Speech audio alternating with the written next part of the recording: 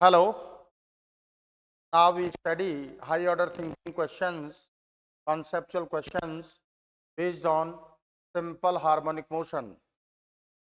Let's see. This question, Advanced 2008. Column first gives a list of possible set of parameters measured in some experiments. The variation of the parameters in the form of graphs are shown in column second. Column second. Match the set of parameters given in a column first with the graph given in column second. तो column first and second में आपको match करना है corresponding parameters and graphs. That's clear? Okay. तो देखिए बेटा, column first में देखें आप, potential energy of a simple pendulum y axis means potential energy of simple pendulum belongs to y axis as a function of displacement x axis. Displacement belongs to x axis. You know that from basic theory. At mean position means x is equal to 0, potential energy maximum, and at extreme position where displacement will be maximum. Extreme position, potential energy,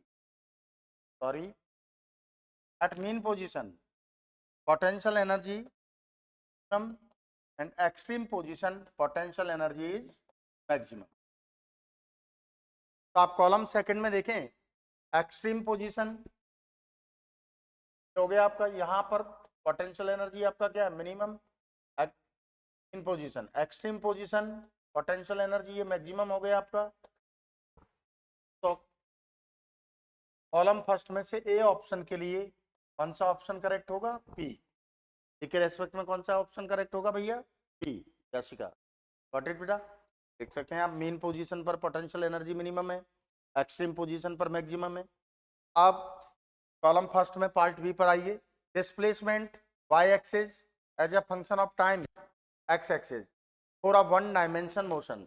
displacement alongs to Y axis, time alongs to X axis for a one dimension motion at zero और constant acceleration. Acceleration क्या है आपको, zero and constant, two conditions दे रखे हैं. Okay. When the body is moving along the positive x direction, तो इसके लिए आप देखिए,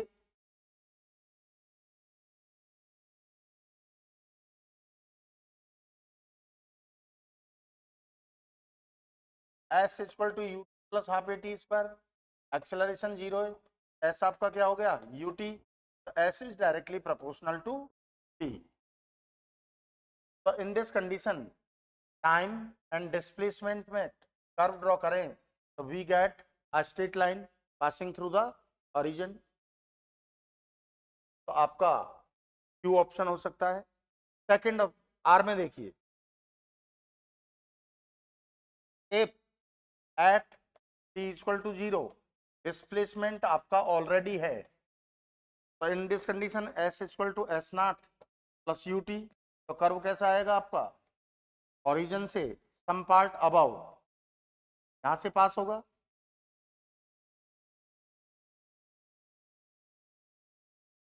when particle has some displacement at initial position, तो ये ग्राफ आ जाएगा. तो आर ऑप्शन भी हो सकता है भैया. ठीक है, अब इसके बारे में भी डिस्कस कीजिए. Constant acceleration is equal to constant s is equal to u t plus half t square. In this condition graph कैसा आएगा आपका, पैराबोलिक तरह से ग्राफ आ जाएगा. तो ऑप्शन एस, ओरिजिन से अगर पास होता है तो इस तरह से ग्राफ आ जाएगा आपका. तो इसके लिए देखिए, बी के लिए कितने सेट्स हो गए, क्यू आर एस, ये तीनों ऑप्शंस हो सकते हैं. That's clear. टी के लिए देखिए, range of a projectile Y axis, range alongs to Y axis as a function of its velocity x axis when projectile at a fixed angle.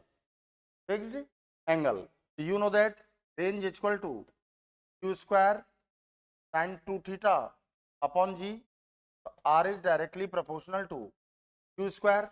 The range belongs to y axis and velocity belongs to x axis. तो parabolic curve आ गया, तो ये कौन सा, r is directly proportional to q square. तो इसके लिए कौन सा ऑप्शन होगा आपका, के लिए S. That's clear. D option देखिए, the square of time period alongs to y axis of a simple pendulum as a function of its length. तो सिंपल पेंडुलम के लिए देखिए भैया, time period of simple pendulum 2 pi under root L upon G, squaring both side, square equal to 4 pi square L upon G. तो 4 pi square upon G as a constant quantity. तो T square is directly proportional to L. According to question, T square alongs to Y axis, length of simple pendulum alongs to X axis. Get a graph straight line passing through the origin. इसके लिए कौन सा option होगा, Q. और D के लिए क्या हो जाएगा बेटा, Q. ओके, आप नोटिस कर सकते हैं. क्लियर. Okay, thank you.